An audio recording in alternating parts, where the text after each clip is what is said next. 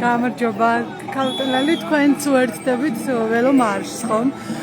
პირველ რიგში მარშს დავიწყებ იმით, რომ დღეს მიმდინარეობს 8 დაკავებულის სასამართლო პროცესი. გუშინ ნახეთ 11 ბრალდებულის. თქვენთვის, როგორც ამ ქვეყნის მოქალაქისთვის, გუშინდელი გადაწყვეტილება მოსამართლისი როგორი იყო? მთელი პარადოქსი და ჩვენი ტრაგედია ის არის, რომ ასე რიგით ადამიანებს გვიწევს მოსამართლის და სასამართლო პროცესის გადაწყვეტილების ანალიზი, იმიტომ რომ ფაქტობრივად საქართველოში აღარ არის უკვე მოიშალა სამართალი, შეუიარაღებელი თვალითაც რო ჩანს ისეთი პრობლემების წინაშე ვდგებით, რომ ფაქტობრივად მე ძალიან ძიმე საყურებელი იყო, იმიტომ რომ აბსურდის თეატრი გათამაშდა მართლაც, როგორც ეს სანდრო ჭეჭინაძემ თქვა და გავხდით მოწმე იმის, რომ ჯგუფური ძალადობაში არის ეჭვმიტანილი ადამიანები, რომლებსაც ერთმანეთთან არანაირი კომუნიკაცია არ ქონიათ და ფაქტობრივად არც იცნობდნენ ერთმანეთს. დღეს რას ელოდებით მოსამართლეს? იცით, აი გუშინდელი წარმოდგენა ნიშანდობლივია რა ეს სისტემის პასუხი იყო.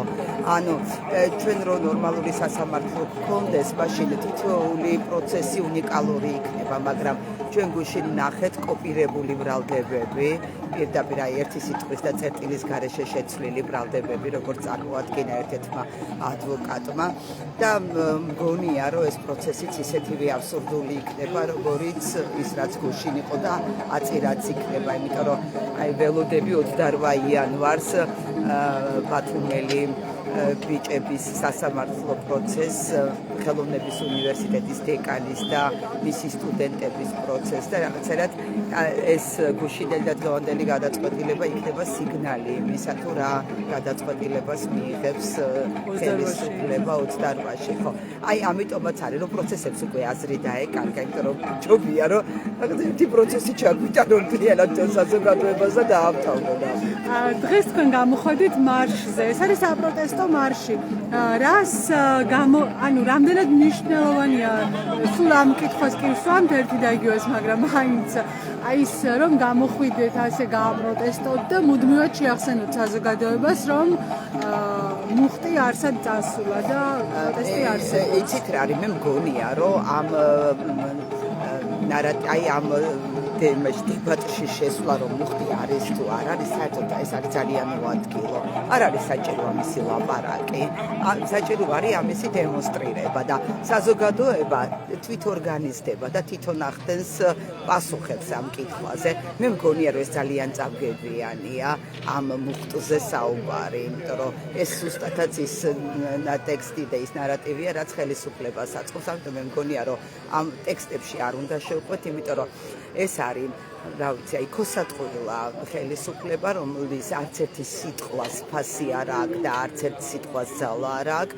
და მე ველოდები იმ დროს, როდესაც მათი მომხრეებიც გააცნობიერებენ იმას, რომ როგორ მძიმე მდგომარეობაში აყენებს მათ ხელისუფლება, როდესაც 1 საათის გამოშვებით ერთმანეთის საწინააღმდეგო რაღაცების მტკიცება უწევთ და თვითონაც მერე ყვებიან ამ ტექსტებს, რომელიც აბსოლუტურად გაუაზრებელია და მე ველოდები ამას, რომ ჩვენ მომხრეები მოგვემატება, კი არა და გვემატება, მე მგონი ამ პროცესს ყველანი ვხედავთ, რა ვიცი, სამეზობლოში, სამეგობროში, კოლეგებთან და საზოგადოების პასუხი იქნება ყოველწუთიერი და მე ერთ რიგით მოქალაქეს რაც შემიძლია ნებისმიერი ფორმა, მშვიდობიანი ფორმა პროტესტის რაც იქნება ყველგან დიდი მადლობა, ეს ხო ქალბატონი ლალი ანთიძე, ბესეოს უნივერსიტეტის პროფესორი.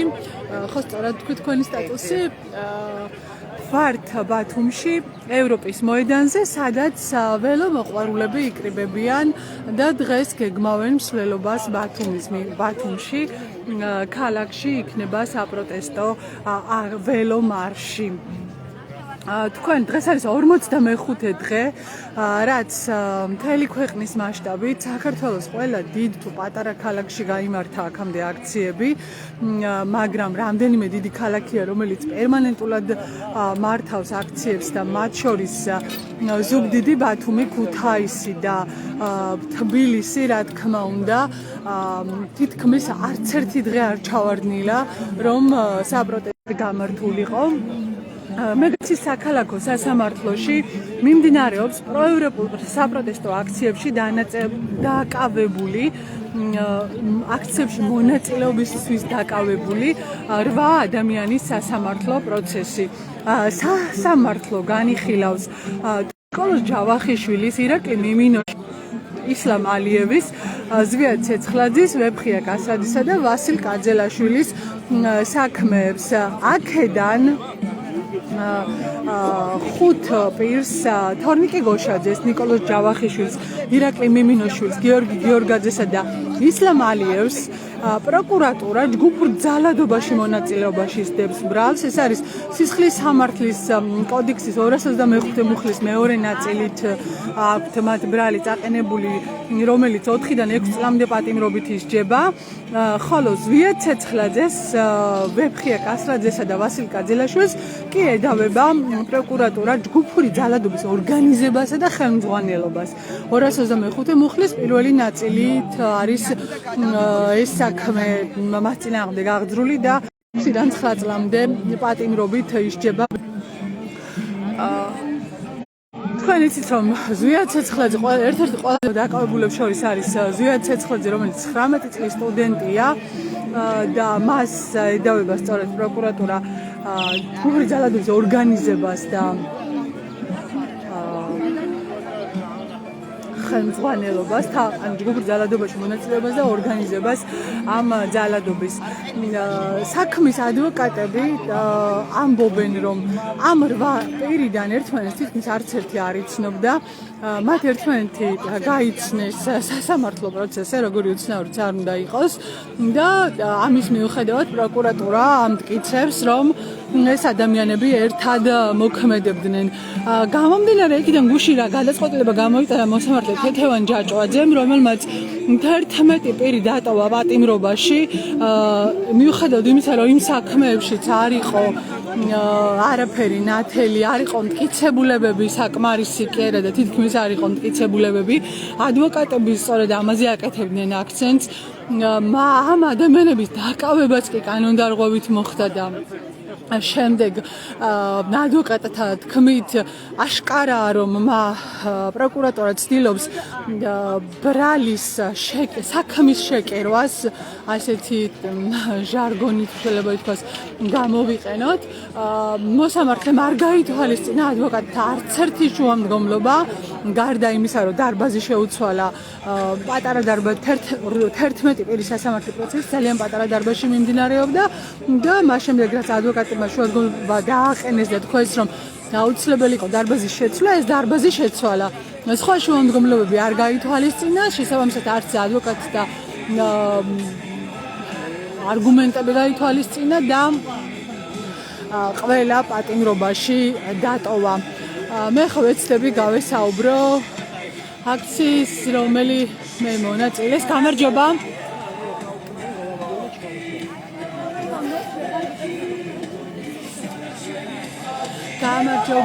გამარჯობა. ბათუმელების პირდაპირ ეთერში ხართ. გამარჯობა. მოდი დავიწყოთ დღევანდელ მარშზე. მითხარით მიმართავთ ამ მარშს, კი ჩანს, მაგრამ მაინც მითხარით. რა მარშრუტი გაქვთ, როგორ? კი. გამარჯობა, მივესალმები თქვენს მაყურებელს. დღეს აი ეს მარში იმართება წიგნის კლუბის და ველოკლუბის, ბათუმის ველომოყვარულთა კლუბის ორგანიზებით.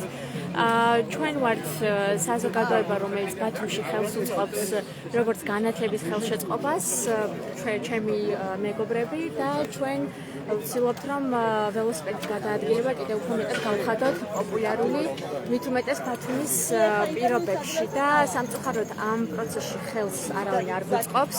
საუბარი არ არის ანუ მთავრობაზე, არამედ ადგილობრივ მთავრობაზეც და ფაქტიურად ეს არის ერთგვარი მანიფესტი ჩვენი ესე ვთქვათ თვითგამოხატვის, პროტესტის თვითგამოხატვის ერთ-ერთი საშუალებაც და სახე, რომ ევროპა მნიშვნელოვანია. ანუ ჩვენ რაღაც ევროკავშირში გაწევრიანება, იმიტომ კი არ გვინდა რომ რაღაც ევროკავშირში გაწევრიანება, როგორც ესე ძალიან მნიშვნელოვანი გაერთიანებაში, არამედ ჩვენ გვინდა რომ მოქალაქეებს რომ უშუალოდ შეგვეხოს, ჩვენ ვიგრძნოთ რომ კი ამ ქალაქში გადაადგილება ცხოვრება ღირს და ველოსიპედი არის განსახი ტრანსპორტი, უწყობს განსახ ცხოვრებას ხელს და იცით რომ ევროპაში ქალაქები არის ყველაზე მეტად ესე ვთქვათ ველომოყვარული და მორგებული ადამიანების ესე ვთქვათ განსახ ცხოვრებას და უსაფრთხო გადაადგილებას და აი ჩვენ ეს გვინდა ცხოვრების წესი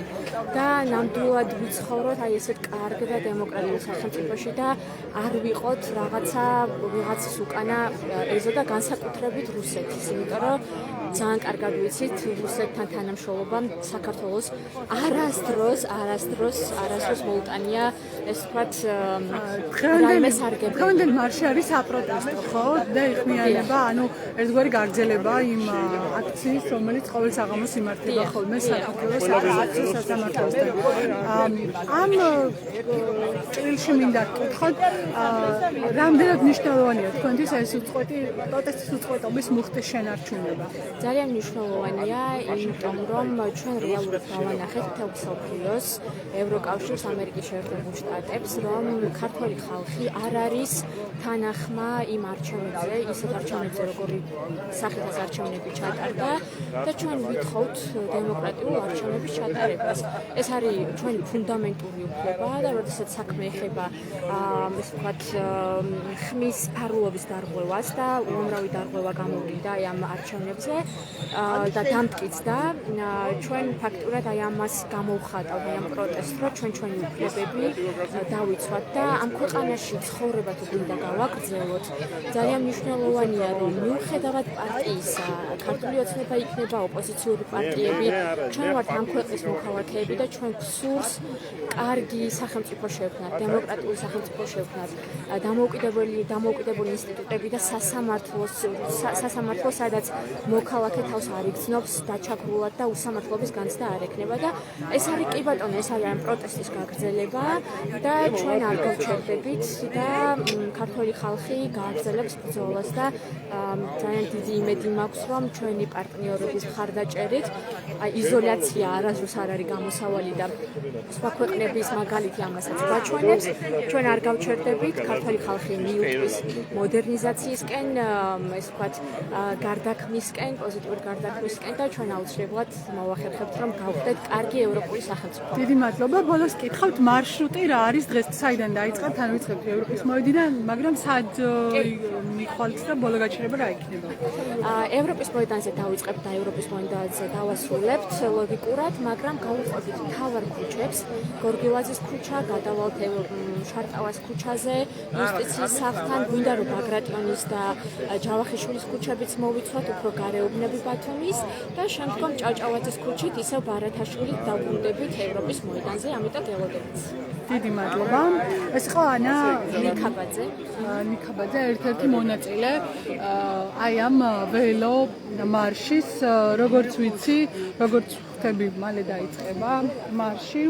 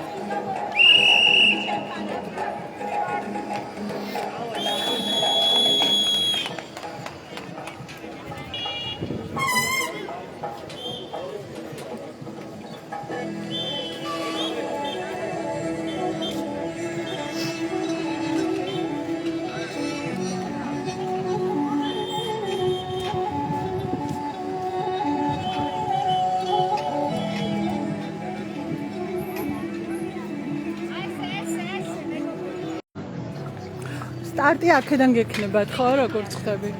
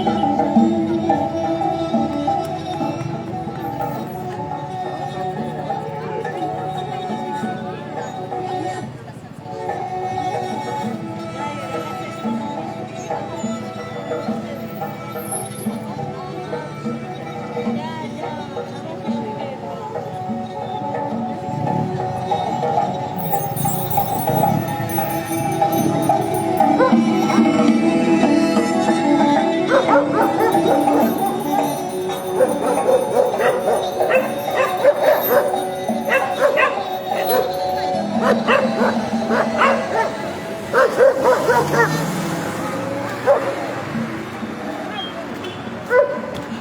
აქ ცოტა მოგვიმოშალებით დაველოდები მარშის დაწყებას, რადგან ვიზუალურად ვფიქრობ ლამაზი სანახაობა იქნება. როდესაც მარში დაიძრება, ეს არის ველომარში, საპროტესტო ველომარში, რომელსაც აწყობენ ბათუმში ბათუმელი ველომოყვარულები.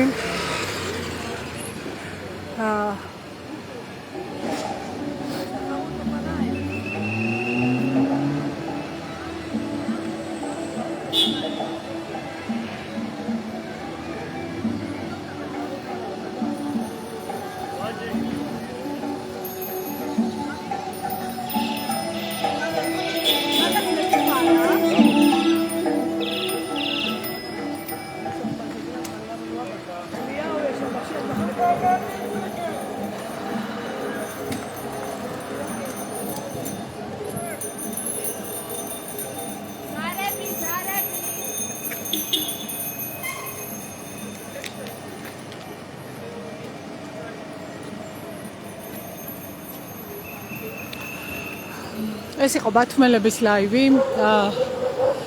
როგორც გითხარით, თქვენ ახლა საშუალებაში, რომელიც ახლა გორგილაძის ქუჩით გაემართა შარტავას ქუჩისკენ და შემდეგ, როგორც ვიცი, მათი მარშის დასასრული იქნება ისევ ევროპის მოედანი. მე დღეს დროებით ამით გემშვიდობებით. საღამოს 6 საათზე არის დაგეგმილი საპროტესტო აქცია. ნაცვლად 7 საათისა 1 საათით გადმოწიეს წინ, ხოლო 7-ზე დაიწყება უშუალოდ მარში. თუ გეგმავდით ამ აქციაზე მისვლას, ალბათ ეს ინფორმაციაც გამოგადგებათ. დიდი მადლობა.